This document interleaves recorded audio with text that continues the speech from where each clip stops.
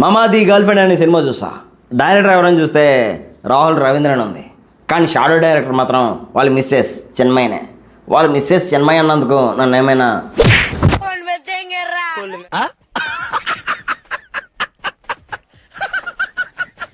Sorry, Chinmayya భర్తనే రాహుల్ రవీంద్రన్. మరి ఇందాకేమైంది moment? Artist body language బట్టి మూమెంట్ కంపోజ్ చేసుకోవాలి. మేల్ డామినేషన్తో బొచ్చడు సినిమాలు వచ్చాయి, కానీ ఇది ప్యూర్ ఫీమేల్ డామినేషన్ మామ.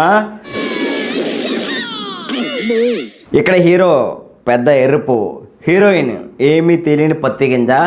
మెయిల్ ఆడియన్స్గా మనం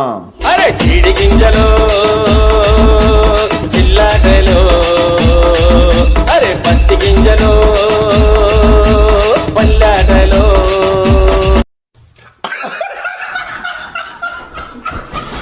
గుంటూరు కాని సినిమాలో మహేష్ బాబు జీపీఎస్కి వెళ్ళిపోయినట్టు మనడు ఉమెన్స్ హాస్టల్కి అలా వెళ్ళిపోతారు. నాకు అర్థం కాలేదు సార్. అది ఉమెన్స్ హాస్టల్ అనుకున్నావా, గాంధీ పార్క్ అనుకున్నావరా? అలా వెళ్ళిపోతాను. బహుశా హాస్టల్ ఆడేదేనాము. ఈ సినిమా ముక్కలు ముక్కలుగా తీసిన దిల్ పసంద్ అనిపిస్తుంది. అమ్మాయిలకు బాగుంటుంది, కానీ అబ్బాయిలకి మాత్రం ఎగ్ పఫ్ లేలో. ఎందుకులే నీకు ఏసి పట్టుకు. రష్మిక యాక్టింగ్ బాగుంటుంది మామ. క్లైమాక్స్లో రష్మిక వాకింగ్ స్టైల్ ఉంటుంది మామ.